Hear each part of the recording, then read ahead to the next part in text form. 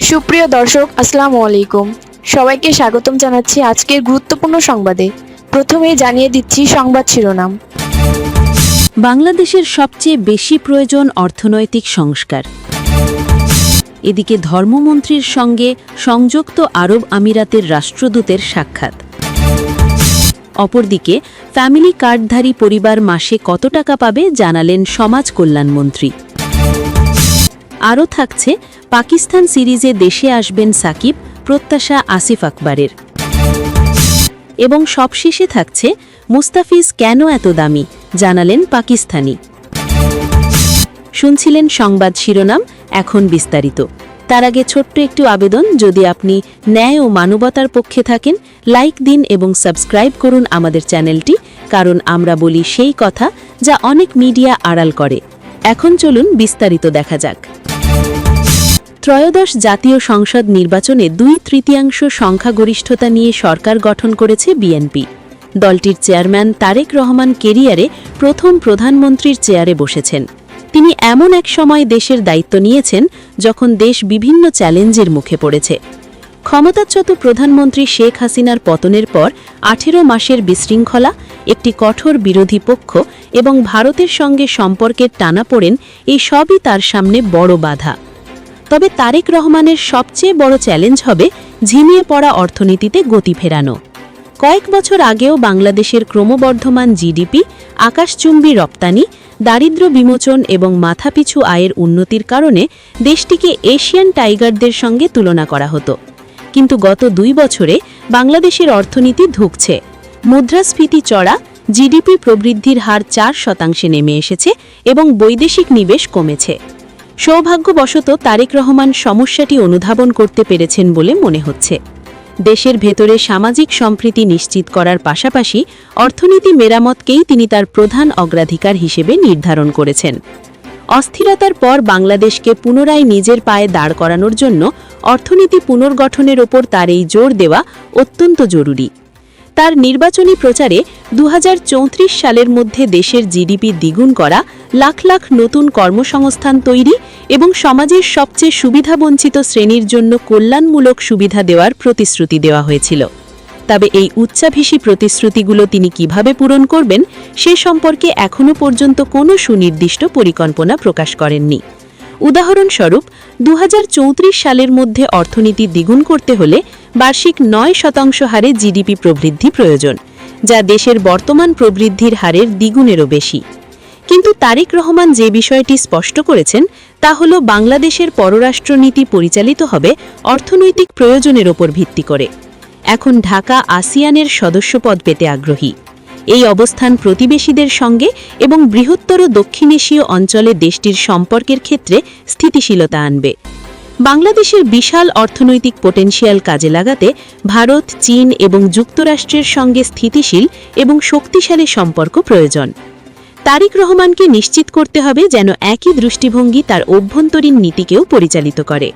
নিবেশকরা, চাই তিনি বাংলাদেশি হন বা আন্তর্জাতিক, বিশৃঙ্খলা, রাজনৈতিক অস্থিরতা বা সামাজিক উত্তেজনা পছন্দ করে না। শেখ হাসিনাকে ক্ষমতাচ্যুত করা আন্দোলনগুলো কর্মসংস্থানের দুশ্চিন্তা থেকেই শুরু হয়েছিল। সাম্প্রতিক নির্বাচনে বিএনপির পক্ষে বিপুল জনমত থাকায় তারেক রহমানের সামনে এখন বাংলাদেশের অর্থনীতিকে পুনরুজ্জীবিত করার একটি ঐতিহাসিক সুযোগ তৈরি হয়েছে। এমন সব পরিবর্তনের মাধ্যমে এটি সম্ভব যা বিনিয়োগকারীদের অনুপ্রাণিত করবে, যুবকদের কর্মসংস্থান নিশ্চিত করবে এবং রেমিট্যান্স প্রবাহ বাড়াবে। দিন শেষে এই সংস্কারগুলোই বাংলাদেশের সবচেয়ে বেশি প্রয়োজন।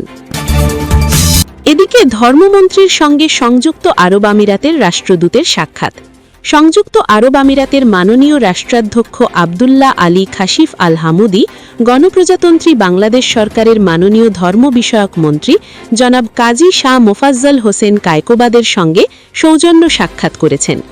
এই সৌহার্দ্যপূর্ণ বৈঠকে বাংলাদেশ এবং সংযুক্ত আরব আমিরাতের মধ্যকার দীর্ঘদিনের ঐতিহাসিক ও ভ্রাতৃত্বপূর্ণ সম্পর্কের বিষয়টি পুনরায় গুরুত্বের সঙ্গে তুলে ধরা হয়। উভয় পক্ষ পারস্পরিক সম্মান ও বোঝাপড়ার পরিবেশে দ্বিপাক্ষিক সম্পর্ককে আরও বিস্তৃত ও ফলপ্রসূ পর্যায়ে উন্নীত করার বিষয়ে তাদের অভিন্ন অঙ্গীকার পুনর্ব্যক্ত করেন। এই বৈঠকে ধর্ম বিষয়ক ক্ষেত্রে সহযোগিতা শক্তিশালী করা এবং দুই বন্ধুত্বপূর্ণ দেশের মধ্যে পারস্পরিক সম্পৃক্তি বৃদ্ধির ওপর আলোচনা কেন্দ্রীভূত ছিল। পাশাপাশি জনগণের মধ্যে যোগাযোগ বৃদ্ধি, সাংস্কৃতিক বিনিময় এবং গভীরতর পারস্পরিক বোঝাপড়া উন্নয়নের ওপরও বিশেষ গুরুত্বারোপ করা হয়। দুই গণ্যমান্য ব্যক্তি ধর্মীয় সেবাকে আধুনিকায়ন, প্রাতিষ্ঠানিক ক্ষমতা বৃদ্ধি এবং ধর্মভিত্তিক শিক্ষা ও সহায়তা কার্যক্রমকে আরও কার্যকর ও সময় সমানুপযোগী করার লক্ষ্যে ডিজিটাল প্রযুক্তির প্রয়োগ নিয়ে মতবিনিময় করেন। উভয় পক্ষই অভিন্ন মূল্যবোধ, সাংস্কৃতিক ঐতিহ্য এবং আধ্যাত্মিক অগ্রগতির লক্ষ্যে সহযোগিতা আরও গভীর করার বিষয়ে দৃঢ় প্রত্যয় ব্যক্ত করেন। বৈঠকটি সৌহার্দ্য, সদিচ্ছা ও সামরিক অংশীদারিত্বের মনোভাবের মধ্য দিয়ে সমাপ্ত হয় এবং আগামী দিনগুলিতে বাংলাদেশ এবং সংযুক্ত আরব আমিরাতের মধ্যকার সম্পর্ককে আরও উচ্চতর পর্যায়ে উন্নীত করার অভিন্ন দৃষ্টিভঙ্গি পুনর্ব্যক্ত করা হয়। অপরদিকে ফ্যামিলি কার্ডধারী পরিবার মাসে কত টাকা পাবেন জানালেন সমাজ কল্যাণ মন্ত্রী। আগামী 10 মার্চ ফ্যামিলি কার্ড বিতরণের পরীক্ষামূলক পাইলট কার্যক্রম উদ্বোধন করবেন প্রধানমন্ত্রী তারেক রহমান। এই কর্মসূচির আওতায় নির্বাচিত পরিবারগুলোকে মাসে 2500 টাকা করে আর্থিক সহায়তা দেওয়া হবে। মঙ্গলবার 23 ফেব্রুয়ারি সচিবালয়ে ফ্যামিলি কার্ড সংক্রান্ত বৈঠক শেষে সাংবাদিকদের এ তথ্য জানান সমাজ কল্যাণ মন্ত্রী আবু জাফর মোহাম্মদ জাহিদ হোসেন। বৈঠকে সভাপতিত্ব করেন প্রধানমন্ত্রী তারেক রহমান। তিনি বলেন, নারীর ক্ষমতায়ন ও তাদের অর্থনৈতিকভাবে স্বাবলম্বী করে তোলাই আমাদের লক্ষ্য। একজন নারী স্বাবলম্বী হলে একটি পরিবার স্বাবলম্বী হয় এবং এর মাধ্যমে আগামী প্রজন্ম স্বাবলম্বী হয়ে উঠবে বলে আমরা বিশ্বাস করি। এটি বাংলাদেশ জাতীয়তাবাদী দলের অন্যতম নির্বাচনী অঙ্গীকার। প্রধানমন্ত্রী তারেক রহমান দীর্ঘ সময় ধরে এই প্রকল্পের ওপর কাজ করেছেন। আজ তার সভাপতিত্বে এবং সংশ্লিষ্ট মন্ত্রী, উপদেষ্টা এবং ঊর্ধ্বতন কর্মকর্তাদের উপস্থিতিতে প্রকল্পটি অনুমোদিত হয়েছে। এই ফ্যামিলি কার্ডের মাধ্যমে সুবিধাভোগীরা প্রতি মাসে ইনশাআল্লাহ 2500 টাকা করে আর্থিক সহায়তা পাবেন।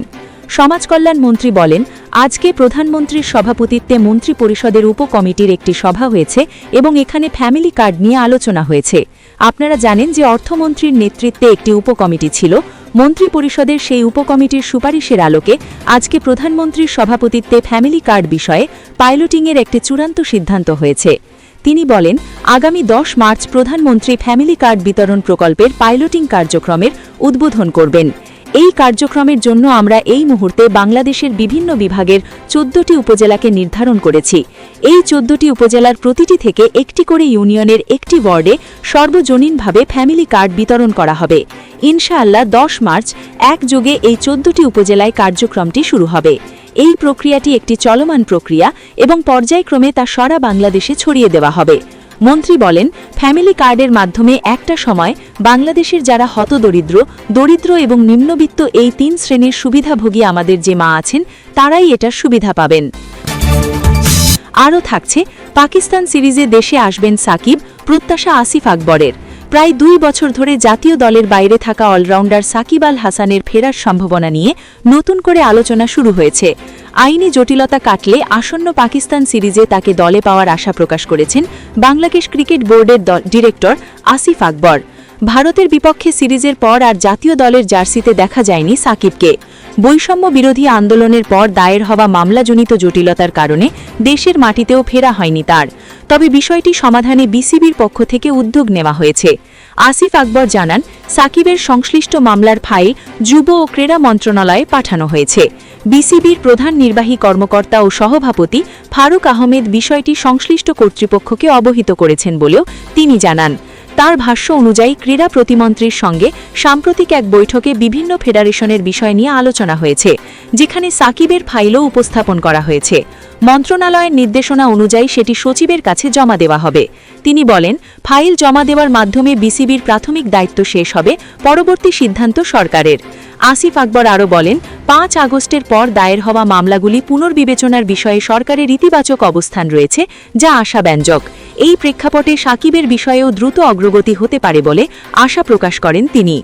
আইনি জটিলতা নিরসন হলে আবারও জাতীয় দলে ফিরতে পারেন সাকিব আল হাসান, এমন প্রত্যাশায় রয়েছেন ক্রিকেট ভক্তরা।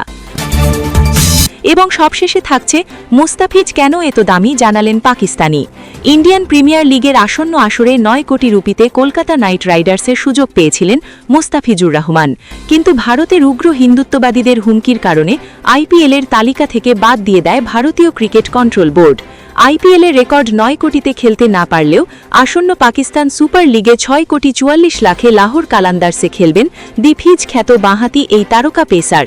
বাংলাদেশ দলের এই তারকা পেসারকে দলে নিতে পেরে দারুণ উচ্ছ্বসিত লাহোর কালান্দার্সের মালিক সামিন রানা। মুস্তাফিজকে কেন এত মূল্যবান মনে করেন সেটির ব্যাখ্যাও দিয়েছেন তিনি।